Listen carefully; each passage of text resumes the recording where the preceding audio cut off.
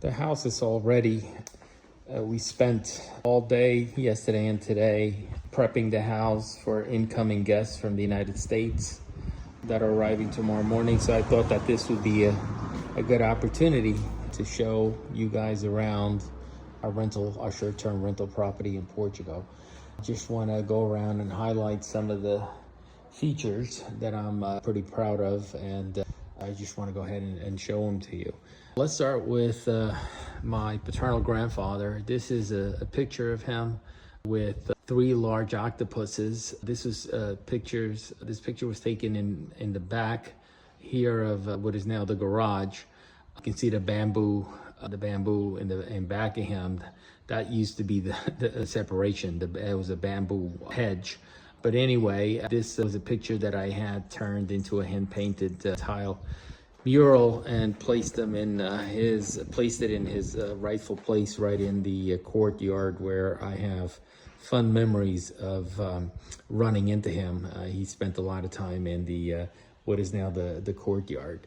I have, being that we are on the subject of tile murals, I may want to show you 2 other ones. This is a picture of my grandparents in 1984 in front of the house. I took this picture during one of my summer visits, and you can see the dog, my grandmother and my grandfather, my grandmother Lenore, my grandfather Alfonso. He was the village barber, and iconic. Always looked, the way he does in this picture, with the hat on, as well as my grandmother. She always had this working apron, which is very common in Portugal. But anyway, in the back of that, you see the camellia tree. That was the camellia tree was only probably a few years old at this point. It's now one of the oldest camellia trees in the area here, over 50 years old. Moving on along, this is my family, my father in the back, my brother, my grandfather, and my mom. This was taken on the other side of the lagoon in 1976. It was our first visit back to Portugal after we immigrated in 1972. So the picture is taken on the other side of the lagoon with the village of Arelho in the background. This boat is called a bateta, which is a very typical boat used in the lagoon. There were no motors, so they were pushed. You wouldn't row it. You would push it with these sticks that they're holding. Some parts of the lagoon were actually very deep, but some not so much. The lagoon is the largest saltwater lagoon in Europe. As far as the courtyard is concerned, we used cobblestone. We just wanted to have an open and airy space, and we have automatic gates that open up once from the inside once you touch this button. And then what happens is the gates open up, and they're on a 1-minute timer, and will automatically close a minute later. Here, something that is unique and I'm proud of. It's a bridge that connects the 2 terraces, and it gave us an independent entrance into the upstairs. So I guess we'll start with the upstairs. But here's the terrace. Awesome space. Really, really like it. We try to have seating, lots of seating here, interesting seating. The umbrella, which of course we actually ask for it to be closed when there's no one here, because the wind in Forest can pick up rather quickly. The terrace is all lighted at night, LED lighting all around, and it comes on and off automatically. Really a good space to hang out either during the day or at night. You do get some lagoon views from up here. We're right behind the church, so pretty nice. Let me just give you guys a view from this side. There's the courtyard, the barbecue area, which I'll get to in a bit, and really a very comfortable space, open, airy, something that I really enjoy spending time in. Now we've entered into the upstairs studio apartment where we have a fully equipped kitchenette, a refrigerator underneath here, and we have a, let me close that, an electric stove, exhaust, LED lighting under the cabinet, coffee machine, again equipped with all of the basics, kitchen table, a sofa bed, that's what this is here. This is a sofa bed with a real mattress, smart TV, queen bed. No, we do have skylights here upstairs to just make it nice and airy, built-in closets, and really nice bathroom. Actually, I do like this bathroom better than downstairs. It's just really pleasant to be here. The shower it's got 4 different features. It's got a waterfall as well as it runs from the top, from the front, and of course you have a handheld shower, self-closing doors on the on the basin there, and pocket doors, which makes it really efficient. Here we have a single bed, also a day bed. It's just really nice to just hang out here, lots of sun. And then of course, another one of my favorite features, which is just a balcony that overlooks into the lagoon way there in the distance. There's the village church, which during the daytime rings every half an hour, so you get a very nice European flavor. And what's really neat about this is that you can be here in your PJs in the morning because the terrace lays back. It's set back, so you have lots of privacy from people walking down, walking by on in the street. Now, we go down the spiral staircase. I just wanted to have a bit of a nautical feel to the house, with the terrace. I just wanted to incorporate some of the traditional stuff from traditional Portuguese houses, but I also wanted to, have some unique stuff going on as well. So this is what we call the working space. I decorated it with the last price list from the barbershop for my grandfather. This is my great-grandfather, Jose Felix, that actually built the original house. That is his wife, and that is my great-grandfather, Jose Afonso Lopes. And then you have a blessing to the Lopes family from, I think, 1952. This I liked. I had this hanging over my bed when I was growing up in what is a ruin in the back property here that we recently sold. But I actually had it restored. I just remember as a little child looking up from my bed, and some reason this guardian angel, it just gave me comfort. And this is my great-grandfather's first communion certificate, 1924. And in the church that I showed you before off the balcony. We have a nice little couch here just to hang out and do some reading. There's another view of the spiral staircase. I bought an old-fashioned / modern record player to play some old records that we had. I don't know, I just thought it just adds to the ambience. Another nice comfortable chair to just chill. An old picture that I had for many years in the U.S. hanging over my office, I think in 1980s aerial view. Of course, the village totally changed today. It just blew up with new houses, and it's like everybody discovered Forte Arelho, so there's a lot of energy here in town. Here we have a really nice living room area, smart TV, surround sound system, and we have a smart lighting with built-in Bluetooth speaker. We have air conditioner / heat pump all around. Built-in shelving and drawers for storage. The rooms are built into 2 rooms downstairs. This is the green room, queen bed. It overlooks my grandmother's camellia tree. This dresser here is actually original to the house. It was my grandmother's. I painted it, refurbished it. Interesting enough, Dulce's great-grandmother had one as well, very similar to it. So we refurbished that, and it just gave us, really nice repurposed and night tables with, I said dresser, but I think night tables with a story behind it.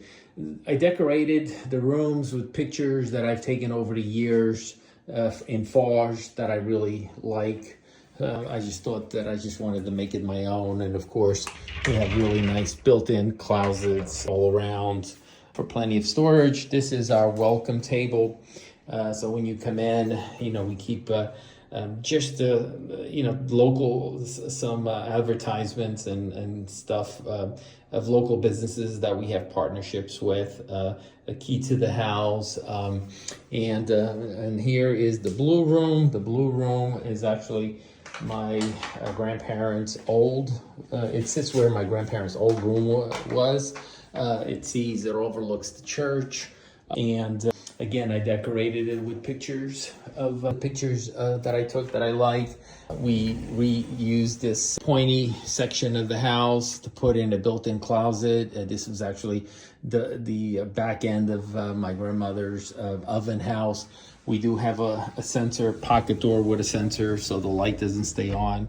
Just a nice little feature. And we have a nice chair here to just hang out and chill. We do also have all our shutters or power shutters, which is really nice. So we can close them for privacy or we just leave them halfway open, whatever you want. But anyway, it's all power. Our windows also all tilt in, which is a really nice feature. So not only do they tilt in, they also open up. So just really, really nice. I wish they had these in the US. I certainly would like to have these there. But, anyway, so there's the air conditioner, which there's one in every room. So these doors slide out into the courtyard. This light, it's really cool, some remote control. As I said, it's a smart light, and you can pretty much control whatever type of lighting you want. I geek out over these different things. This actually pulls out, so it's really nice. It pulls out so you can now use it as a bed. You can just use it to chill out. Really nice to have options. But I just like hanging out here watching TV, as I did recently watching the European Cup, which was really nice. So here's the downstairs. Well, let me show you so this is the video doorbell. Somebody rings the bell. You can see who's there. You can open the front gate. You can talk to the person. Just really nice, to see who's out there and what's going on before you go to the door. So again, very similar to upstairs. These are, we have them upstairs as well. We have towel dryers here. And, the mirrors, they all have LED defrost function, which is pretty cool. Like it a lot. Here we have a double sink or hand wash basin here, with the self-closing doors. Again, just a really nice feature. Light and airy. We also put a bidet here, which in Portugal, one of the bathrooms has to have a bidet. And we put it downstairs. And here is another pocket door, which is pretty cool.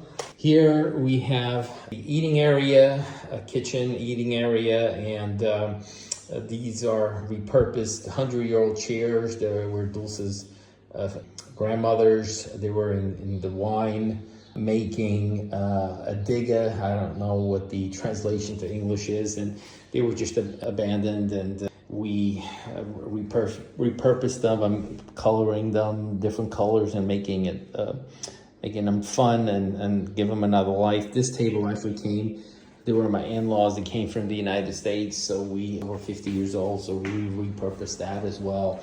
These are some old Portuguese plates. They're actually pretty valuable these days that, we use for decoration. This door is an accordion door. It actually opens up all the way. So if you wanted to entertain and just have people come in and out, you can do that. The kitchen down here is fully equipped. You have a dishwasher, you have a clothes washer, you have a dryer, double sink. You have everything that you ever want in terms of, or not ever want, but that you would ever need while on vacation, to cook. And it's a propane stove, microwave.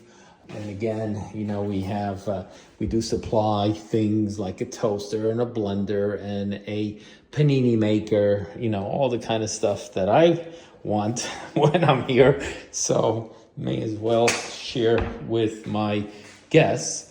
And then we supply coffee cups, K-cups, I should say. There's all the lighting you ever want. This is under the counter LED lighting on both cabinets, so you can micro adjust if you want to. Window and tea, hot water, electric hot water heating pot. And then of course here we have walks right into the barbecue area. We have a sink. Here's your barbecue, and if you want to, barbecue some sardines while you're in Portugal, you can certainly do that. And then we have a fully operational brick oven, which those does love to use certain times of the year to make Portuguese sausage bread and different kinds of things. And here's all the tools. If you do use the brick oven, we do supply a little bit of firewood there. And so here, we're back in the barbecue area, so we have a very large table. It seats 6, but we do have some extra chairs over there. Also, to make things fun, nothing could be more Portuguese than foosball. So we have a foosball table. So if you guys, want to have a little competition with each other while staying at the house, this is a lot of fun to play. Actually, 4 people can play at a time, 2 on each side. And, we have had some good games here, and it's been, it's just been a lot of fun. The garage, we don't rent the garage. The garage is where we keep all our supplies, but, we do have solar panels. We try to be as efficient as we can, high energy cost, but this is where we keep all the linens, all the supplies, all the tools. All my mountain bikes that I should use more, but I don't. And of course, very rarely does a car park here. We do have a dehumidifier in here running 24/7. It is very humid in Portugal, especially in the winter time, and especially in this area near the ocean. And so our air conditioners, we store them up there, which is pretty cool. Out of the way. And now we'll just take a little walk to the front of the house, just going through. I do have radiators. They're off. Initially, we went with radiators that work with hot water, and but they're heated by propane, and gas is like super expensive here. So we very quickly changed direction. We left the radiators in place. We have them there if there's ever an electrical issue or something, with the air conditioner heat pump. So we do have a backup system, but for heat, we do use electrical. So here's the front door, and we do have lock boxes there with keys, which for off hours check-in, self-check-in.